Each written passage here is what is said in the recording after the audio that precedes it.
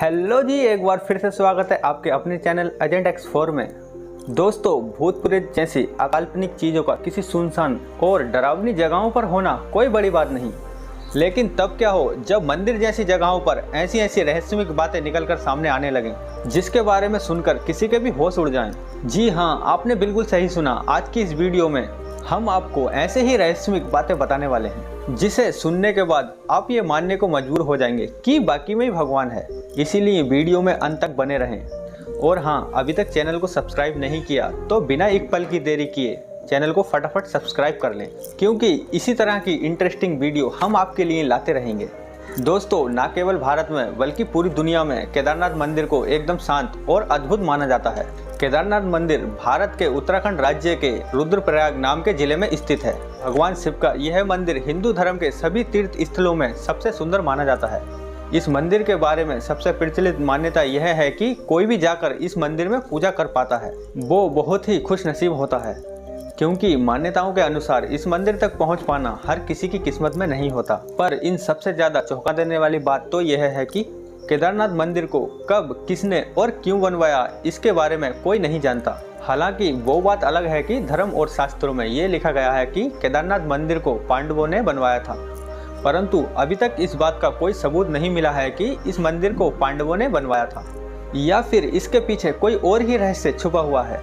पर इस मंदिर का रहस्य यहीं पर खत्म नहीं होता, क्योंकि जब आप केदारनाथ मंदिर की बनावट को देखेंगे तब आपका सर चकराने लग जाएगा। केदारनाथ मंदिर में जो पत्थर लगे हुए हैं वो इतने सटीक और इतने फिनिशिंग से लगे हुए हैं कि देखकर ऐसा लगता है कि मानो किसी मॉडर्न या फिर इंजीनियर ने तैयार किया हो। पर ऐसा होना तो संभव नहीं है, क्योंकि ये मंदिर आज से हजारों साल पुराना है और जिस वक्त भी ये मंदिर बना होगा उस वक्त आज के समय की मॉडर्न टेक्नोलॉजी का नामो निशान नहीं था।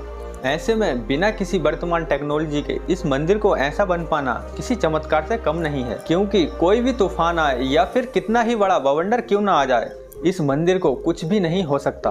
तभी तो 16 जून 2013 को इतनी बड़ी सुनामी और तूफान में पूरा उत्तराखंड बह गया।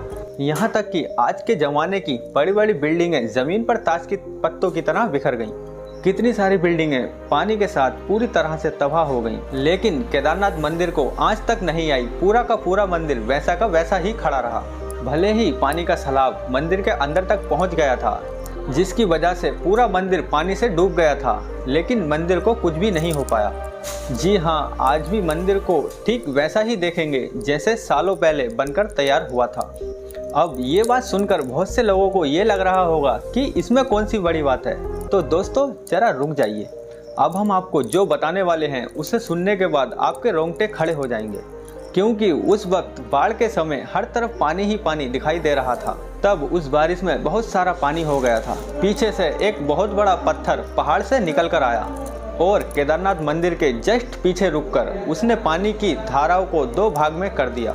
यानी कि पानी की जो तेज धार डायरेक्ट मंदिर को तबाह करने के लिए आगे बढ़ रही थी, उसे इस विशालकाय पत्थर ने चमत्कारिक तरीके से दो भागों में बांट दिया, जिसकी वजह से पूरी तरह मंदिर सुरक्षित हो गया। ऐसे में सबसे बड़ा सवाल यह आता है कि जब लेटेस्ट टेक्नोलॉजी और मजबूत पत्थरों से बनी बड़ी बड़ी बिल्डिंगें जब पानी के बहाव को नहीं झेल सकी और टूटकर बिखर गईं, तो भला केदारनाथ मंदिर क्यों नहीं डूब सकता था?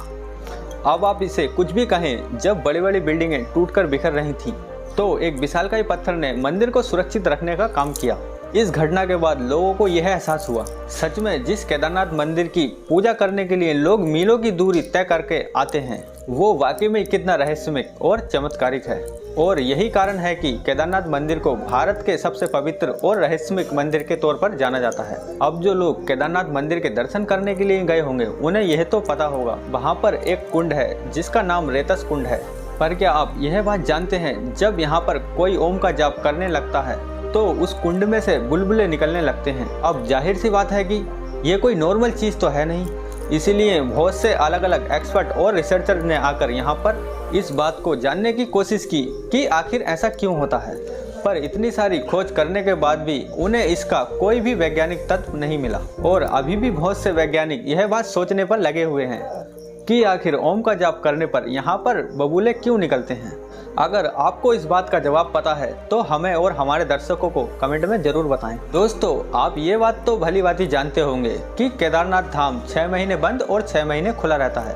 पर दिमाग को हिला देने वाली बात तो तब पता चलती है जब यह मंदिर 6 महीने बंद रहता है। तो यहाँ पर सबसे ज्यादा अजीब घटनाएं घटती हैं जिसे वहाँ के लोग महसूस करते हैं। असल में केदारनाथ मंदिर के आसपास रहने वाले लोगों का यह भी कहना है कि जब 6 महीने मंदिर का द्वार बंद हो जाता है तो किसी को इस मंदिर के अंदर प्रवेश नहीं करने दिया जाता, फिर चाहे वो कितना ही बड़ा वीआईपी क्यों ना हो। एक बार मंदिर का कपाट बंद हो गया तो सीधे 6 महीने बाद ही खुलता है और पूरे 6 महीने मंदिर में किसी भी प्रकार की साफ सफाई नहीं होती। यहाँ तक कि मंदिर के अंदर जो दीपक जलता है उसे भी कोई पंडित नहीं जलाता, यानी कि मंदिर के अंदर का पूरा प्रवेश बंद कर दिया जाता है और सिवाय उस मंदिर के अंदर भगवान भोले के और कोई नहीं होता, क्योंकि एक बार जो मंदिर बंद हो गया तो दर्शन के लिए सीधे 6 महीने बाद ही खुलता है। पर जब मंदिर का कपाट 6 महीने बाद खुलता है तो लोग यह देखते हैं कि उसके अंदर का दीपक लगातार जल रहा है। जाहिर सी बात है कि दोस्तों, अगर किसी कमरे को 6 महीने तो क्या 6 दिन के लिए भी बंद करके चले गए, जब उसे दोबारा से खोलेंगे तो बहुत सारी धूल मिट्टी और तरह तरह के कीड़े मकोड़े हो जाएंगे।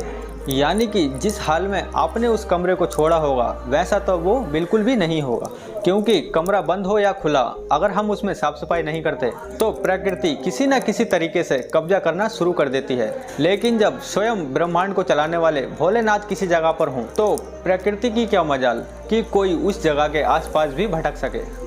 तभी तो पूरे 6 महीने बाद केदारनाथ मंदिर का कपाट खुलता है तो वो बिल्कुल भी गंदा नहीं होता। जिस स्थिति में पंडित बंद करते हैं उसी स्थिति में मिलता है। अब चलिए, ये बात तो फिर भी हजम हो जाती है कि कपाट बंद करने के बाद मंदिर को खोला जाता है कि मंदिर वैसा का वैसा दिखाई देता है जैसा कि 6 महीने पहले बंद किया था। लेकिन सबको चौंका देने वाली बात तो यह है कि केदारनाथ मंदिर के अंदर 6 महीने बिना किसी सहायता के दीपक का जलना बहुत बड़ा चमत्कार है। लेकिन जब कपाट बंद हो जाता है तो उसके बाद दूसरे देवी देवता आकर भगवान की पूजा करते हैं और इस बात का सबूत मंदिर के अंदर का चिराग चीख चीख कर देता है।